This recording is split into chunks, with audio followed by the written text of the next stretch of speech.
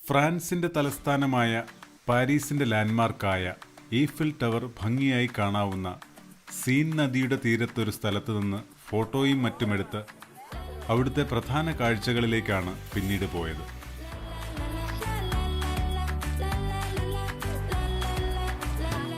ഇത് arch of triumph എന്ന വലിയ ഗേറ്റ്. ഫ്രഞ്ച് വിപ്ലവങ്ങളിലും നെപ്പോളിയൻ നയിച്ച മറ്റു യുദ്ധങ്ങളിലും മരിച്ച അജ്ഞാത ജവാന്മാരുടെ ഓർമ്മയ്ക്കായി നിർമ്മിച്ചതാണ് ഈ കവാടം. 50 മീറ്റർ ഉയരവും 45 മീറ്റർ വീതിയുമുണ്ട് ഈ നിർമ്മിതിക്ക്.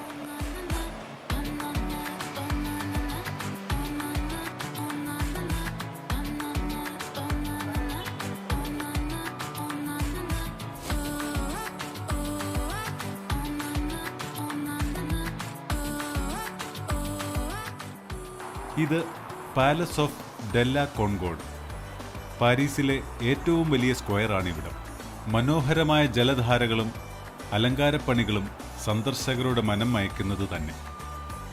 3000 വർഷത്തോളം പഴക്കമുള്ള ഒരു സ്തൂപമാണിത്. ഈജിപ്ഷ്യൻ നിർമ്മിതിയാണിത്.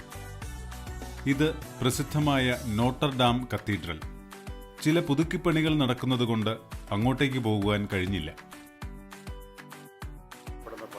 പിന്നീട് പോയത് പരിശുദ്ധ കന്യകാമറിയം തന്നെ നിർമ്മിച്ചു നൽകിയ മെഡൽ സമ്മാനിച്ച സിസ്റ്റർ കാതറിൻ ലെബോറോയുടെ ചാപ്പലിലേക്കാണ്. ഈ മെഡൽ ലോകമെമ്പാടും പ്രചരിപ്പിക്കാൻ മാതാവ് സിസ്റ്ററിനോട് ആവശ്യപ്പെടുകയും ചെയ്തു.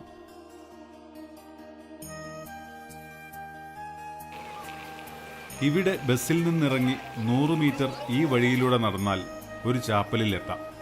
1806 മെയ് 2 ഫ്രാൻസിൽ പിയറിയുടെയും മെഡലിൻ ലെബോറോയുടെയും 11 മക്കളിൽ 9ാമതായി കാതറിൻ ജനിച്ചു.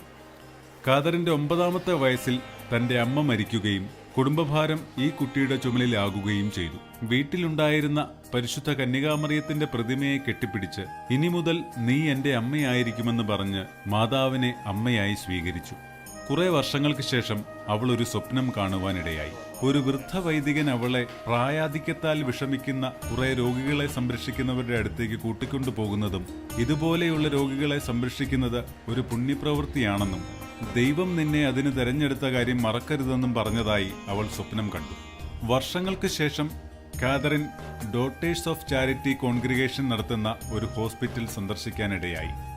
ഇവിടെ ഭിത്തിയിൽ തൂക്കിയിട്ടിരിക്കുന്ന വൃദ്ധനായ പുരോഹിതന്റെ ചിത്രം കാണുകയും അത് അവരുടെ കോൺഗ്രിഗേഷന്റെ സ്ഥാപകനായ വിൻസെന്റ് പോളിന്റെ ചിത്രമാണെന്ന് മനസ്സിലാക്കുകയും ചെയ്തു. വർഷങ്ങൾക്ക് മുമ്പ് സ്വപ്നത്തിൽ കണ്ട അതേ വൃദ്ധ വൈദികനും ചിത്രത്തിൽ കണ്ട വൈദികനും ഒന്നു തന്നെയാണെന്ന് അവൾ തിരിച്ചറിഞ്ഞു. ദൈവത്തിന്റെ പദ്ധതി തിരിച്ചറിഞ്ഞ കാതറിൻ 1830 ജനുവരിയിൽ ഡോട്ടേഴ്സ് ഓഫ് ചാരിറ്റിയിൽ അംഗമാകുന്നു.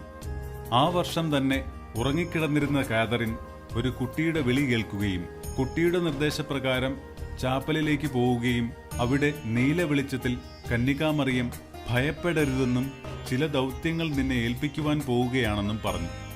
എന്നാൽ ആ വർഷം തന്നെ 2ാം പ്രാവശ്യം കന്യകാമറിയം പ്രത്യക്ഷപ്പെട്ടപ്പോൾ ഒരു മെഡൽ സമ്മാനമായി നൽകുകയും അത് ലോകം മുഴുവൻ പ്രചരിപ്പിക്കാൻ ആവശ്യപ്പെടുകയും ചെയ്തു. ഇക്കാര്യം മാതാവിന്റെ നിർദ്ദേശപ്രകാരം ആർച്ച് ബിഷപ്പിനെ അറിയിക്കുകയും 2000 മെഡലുകൾ ആദ്യം നിർമ്മിക്കുകയും അത് ധരിച്ചവർ അത്ഭുതകരമെന്ന് സാക്ഷ്യപ്പെടുത്തുകയും ചെയ്യുകയുണ്ടായി. ഭൂഗോളത്തിന് മുകളിൽ നിന്ന് കൈയിലൂടെ പ്രകാശം ചൊരിയുന്നതുമായ രൂപത്തിലായിരുന്നു ആ മെഡൽ. കാതറിൻ പിന്നീട് 40 വർഷക്കാലം അനാഥർക്കും പാവപ്പെട്ടവർക്കുമായി ജീവിച്ചു. 1876 ഡിസംബർ 31 70ാമത്തെ വയസ്സിൽ മരിച്ചു. അവരുടെ ശരീരം ദേവാലയത്തിലെ പ്രധാന അൾത്താരയിൽ മെഴുകിൽ പൊതിഞ്ഞ് സൂക്ഷിച്ചിരിക്കുന്നു.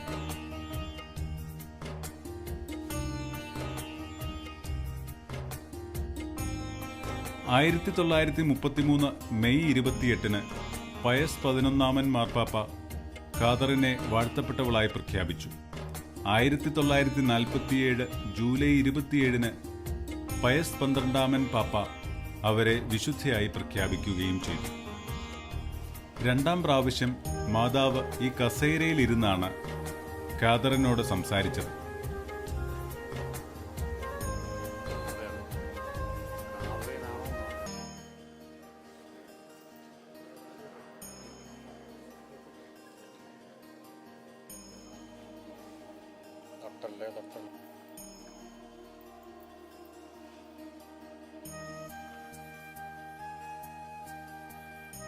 ധാരാളം ആളുകൾ ഇരുന്ന് പ്രാർത്ഥിക്കുന്നു.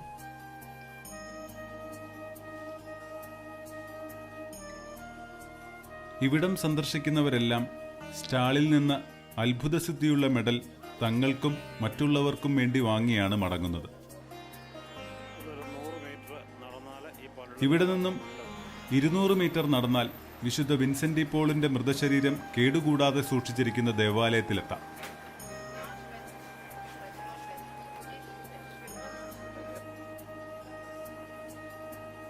ദേവാലയം ഉച്ചയ്ക്ക് സാധാരണ അടയ്ക്കാറുണ്ട്.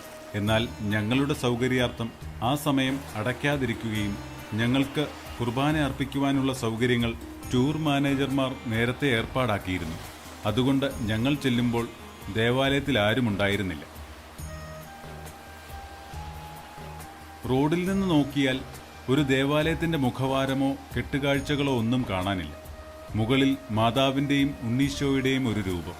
ദേവാലയത്തിന്റെ ഉള്ളിൽ യൂറോപ്പിലെ ദേവാലയങ്ങളിലേതുപോലെ തന്നെ ഒട്ടും പ്രൗഢി ചോർന്നു പോകാത്ത തരത്തിലാണ് നിർമ്മാണം നടത്തിയിരിക്കുന്നത്. പ്രധാന അൾത്താര കൂടാതെ വേറെയും അൾത്താരകൾ വശങ്ങളിലായി ഇവിടെയുണ്ട്.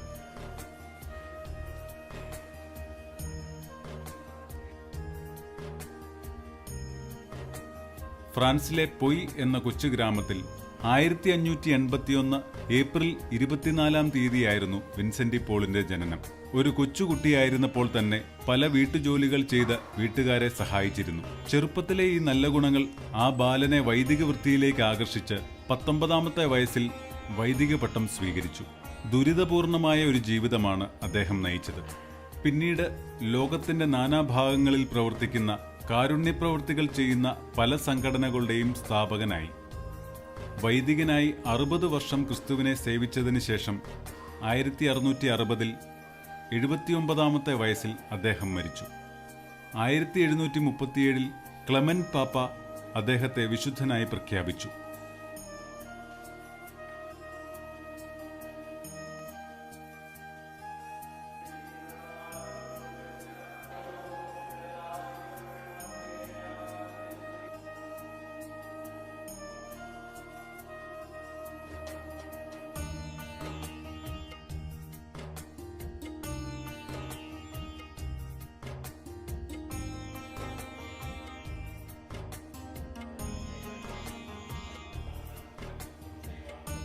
കുർബാനയ്ക്ക് ശേഷം അൾത്താരയുടെ പിറകിലൂടെയുള്ള സ്റ്റെപ്പിൽ കയറി വിശുദ്ധനെ അടുത്ത് കണ്ട് പ്രാർത്ഥിച്ച് അനുഗ്രഹവും വാങ്ങിയാണ് എല്ലാവരും മടങ്ങിയത്.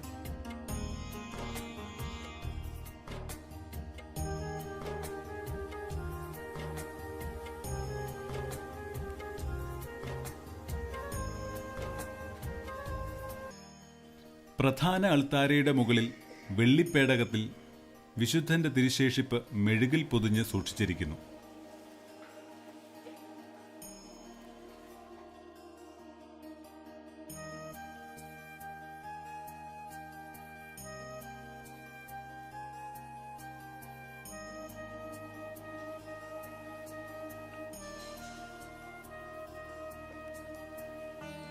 ഈ യാത്രയിലെ മിക്ക തീർത്ഥാടകരും വിൻസെന്റ് ഡി പോൾ സൊസൈറ്റി പ്രവർത്തകരായിരുന്നു. അവരുടെ ഒരു സന്തോഷം പറഞ്ഞു തീർക്കാൻ പറ്റാത്തതായിരുന്നു. അവരുടെ മാത്രമല്ല, മറ്റുള്ളവരുടെയും.